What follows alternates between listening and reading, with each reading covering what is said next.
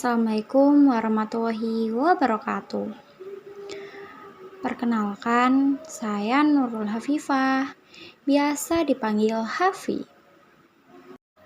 Baik, saya di sini akan memberikan edukasi tentang kekerasan seksual dan cara membentengi diri dari kekerasan seksual itu sendiri.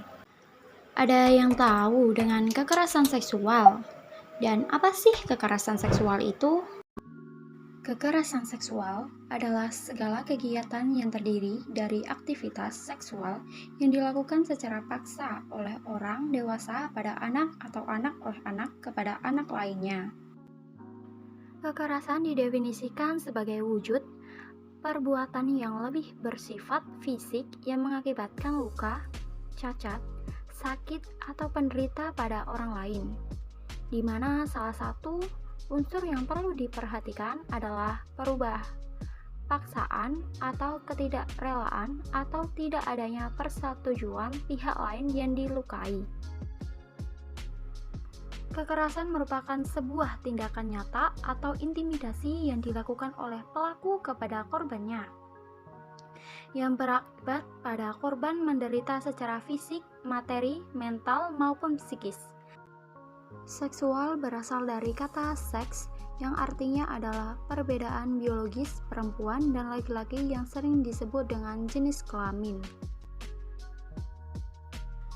Dengan demikian, kekerasan seksual mempunyai makna, yaitu sebuah tindakan nyata, aktual, atau intimidasi semi-aktual yang berhubungan dengan keintiman atau hubungan seksualitas yang dilakukan oleh pelaku kepada korban dengan cara memaksa, yang berakibat korban menderita secara fisik, materi, mental, maupun psikis. Bentuk-bentuk kekerasan seksual.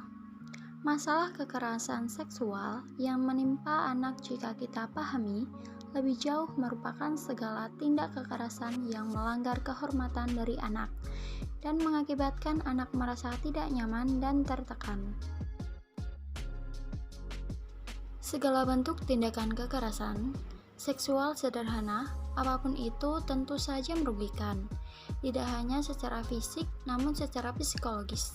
Undang-Undang Nomor 23 Tahun 2004 Pasal 8 menjelaskan bentuk kekerasan seksual meliputi: yang pertama, pemaksaan hubungan seksual yang dilakukan terhadap orang yang menetap dalam lingkungan rumah tangga tersebut. Yang kedua, pemaksaan hubungan seksual terhadap salah seorang dalam lingkungan rumah tangganya dengan orang lain untuk tujuan komersial atau tujuan tertentu.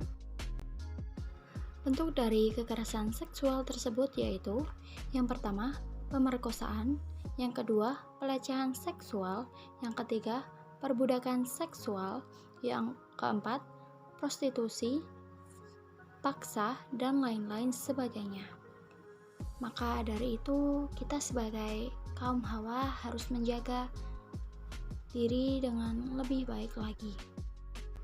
Kekerasan seksual dibedakan menjadi beberapa jenis, yaitu: yang pertama, pemerkosaan. Pemerkosaan jelas merupakan bentuk paling berat dari kekerasan seksual. Perkosaan merupakan tindakan pemaksaan hasrat seksual yang dilakukan oleh seseorang yang mempunyai kekuatan lebih kepada seorang yang dianggap lebih lemah. Pemerkosaan jelas melanggar hukum dan pelakunya dijerat dalam perundang-undangan. Yang kedua, pelecehan seksual. Pelecehan seksual merupakan segala tindakan melanggar kehormatan dari seseorang. Bentuknya bermacam-macam. Dalam bentuk verbal, bisa berarti dalam bentuk kata-kata yang dilontarkan oleh satu orang ke orang lain, mulai dari kata-kata jarak yang membuat rasa malu, tersinggung, marah, sakit hati, dan sebagainya. Faktor penyebab kekerasan seksual.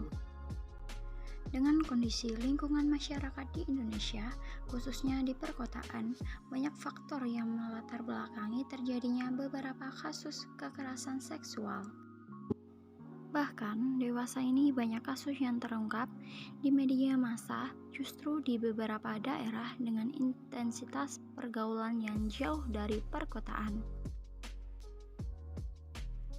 Kemiskinan atau ekonomi rendah juga menjadi faktor penyebab terjadinya kekerasan seksual terhadap anak. Contohnya adalah orang tua dan orang dewasa yang menyuruh anak melakukan pekerjaan menjual diri atau pekerjaan seks komersial untuk memenuhi kebutuhan hidup keluarga, padahal anak mereka masih di bawah umur. Orang tua menjadikan anaknya sebagai pemenuh kebutuhan, dan itu adalah salah satu bentuk godaan syaitan untuk mendirinya supaya dirinya berbuat jahat kepada anak-anaknya. Hal itu telah diterangkan dalam Al-Quran surat Al-Baqarah ayat 169 dan 268 yang artinya, sesungguhnya syaitan itu hanya menyuruh kamu berbuat jahat dan keji, dan mengatakan kepada Allah apa yang tidak kamu ketahui. Al-Baqarah ayat 169, syaitan menyajikan, menakut-nakuti kamu dengan kemiskinan dan menyuruh kamu berbuat kejahatan atau kikir, dengan Allah menjadikan ampunan dan karunia-Nya kepadamu. Dan Allah Maha Luas dan Maha Mengetahui. Dampak kekerasan seksual. Kekerasan seksual cenderung menimbulkan dampak traumatis baik pada anak maupun orang dewasa. Namun, kasus kekerasan seksual sering tidak terungkap karena adanya penyangkalan terhadap peristiwa kekerasan seksual yang terjadi. Lebih sulit lagi adalah jika kekerasan seksual ini terjadi pada anak, karena anak korban kekerasan seksual tidak mengerti bahwa dirinya menjadi korban. Berbagai dampak yang dialami anak korban kekerasan seksual juga dapat digolongkan menjadi 3, yaitu: yang pertama, dampak fisik berupa luka fisik, kematian, kehamilan, aborsi yang tidak aman, penyakit dan infeksi menular seksual atau PMS dan IMS, dan infeksi HIV atau AIDS. Yang kedua, dampak psikologis berupa depresi, rasa malu karena menjadi korban kekerasan, penyakit stres pasca trauma, hilangnya rasa percaya diri dan harga diri, melukai diri sendiri serta pemikiran, dan tindakan bunuh diri. Dan yang ketiga, dampak sosial berupa pengasingan dan penolakan oleh keluarga dan masyarakat. Stigma sosial serta dampak jangka panjang seperti kehilangan kesempatan untuk mendapatkan pendidikan, pelatihan, keterampilan, dan lapangan pekerjaan, dan kecilnya kesempatan untuk menikah, penerimaan sosial dan integrasi. Dan dalam Islam pun dikatakan bahwa kekerasan seksual terhadap perempuan termasuk dosa besar dan tidak yang paling keji dan buruk dalam pandangan syariat. Kekerasan seksual hanya lahir dari jiwa-jiwa yang sakit dan birahi-birahi rendahan, sehingga keinginannya hanya menghamburkan syahwat dengan cara binatang, di luar nalar logis dan nalar kemanusiaan. Seharusnya di pemerintahan harus diadakan pendekatan korban terhadap lingkungan sekitar agar dapat sedikit melupakan traumatisnya. Tetapi hingga kini hukum positif belum mampu memberikan perlindungan komprehensif korban, termasuk di dalamnya menjamin kerugian fisik dan psikis korban. Rehabilitas korban dan juga pelaku belum mampu melindungi hak-hak korban, menangani kasus secara komprehensif, dan mencegah keberuntungan terjadinya kejahatan seksual. Baik, sebelumnya saya akan memberikan gambaran atau video edukasi tentang kekerasan seksual di zaman modern kali ini. Sebelumnya, selamat menonton teman-teman. Semoga kalian terhibur dan dapat mengambil hikmah dari video kali ini.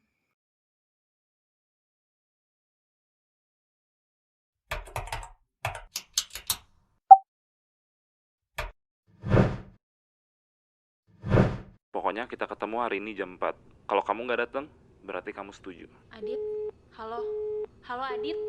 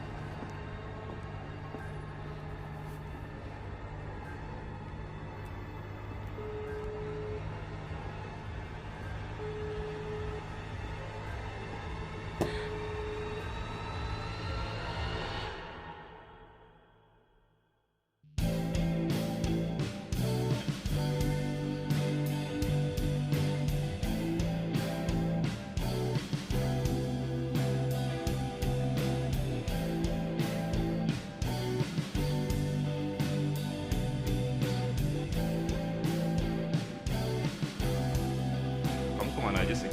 Dari tadi baru diangkat. Aku capek gini terus. Aku mau kita putus. Maksud kamu? Udahlah, gak usah macem-macem. Kamu kan bisa putus dari aku. Aku tuh capek sama kamu. Udah kita cukup sampai di sini aja. Oh, berani kamu mutusin aku. Mau aku sebar semua aib kamu. Apa? Manda. Aku masih punya semua foto sama video kamu. Kalau kamu putus dari aku, ya silahkan. Aku sebar semua. Kamu ngancem aku, Dit. Jangan gitu dong. Dengerin aku dulu, kita selesai. Iya, makanya kita selesaiin langsung. Aku tunggu kamu hari ini jam 4 sore. Jangan buru-buru, Dit. Dengerin aku dulu. Udah enggak, jangan hubungin aku. Pokoknya aku pengen kamu di sini jam 4 sore. Kalau kamu nggak datang, berarti kamu setuju. Adit. Halo. Halo, Adit. Dit.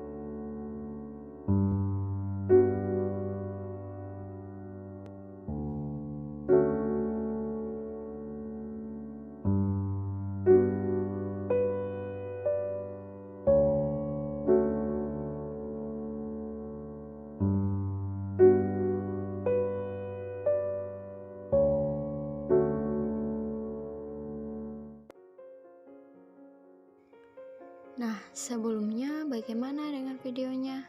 Apakah kalian dapat melihat sisi positif dan sisi negatifnya? Dan sebaiknya kita sebagai perempuan, kita dapat membekali diri kita dengan memakai pakaian yang sopan dan tidak memakai pakaian yang dapat membuat hasrat laki-laki. Yang tidak kita ketahui itu akan membuat malapetaka bagi kita sendiri. Dan kalian sebagai laki-laki seharusnya dapat menjaga pandangan kalian, karena tidak semua perempuan itu muslim. Jadi terlepas dari pikiran kita, adapun perempuan yang memakai pakaian mini, seharusnya laki-laki itu tidak berpikiran kotor. Dan anggaplah dirimu seperti pepatah ini. Maka dari itu, tubuhmu adalah milikmu, bagaimanapun bentuk dan rupa tubuhmu, sebagai anugerah yang telah diberikan Tuhan, itu punyamu. Jadi gak ada yang boleh melakukan apapun yang bisa membuat kamu malu, gak nyaman, dan benci sama tubuhmu sendiri. Maka dari itu, seharusnya kita sadar dan amat sangat sadar untuk menjaga tubuh kita dan menjaga kehormatan kita agar kita tidak dilecehkan.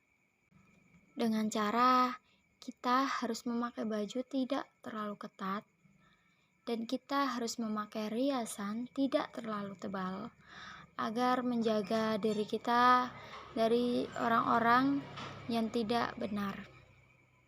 Yang kedua, kita pun harus bisa membatasi obrolan atau percakapan dengan seseorang yang baru kita kenal, dan kita harus berani bersikap tegas apabila ada seseorang yang ingin melecehkan kita.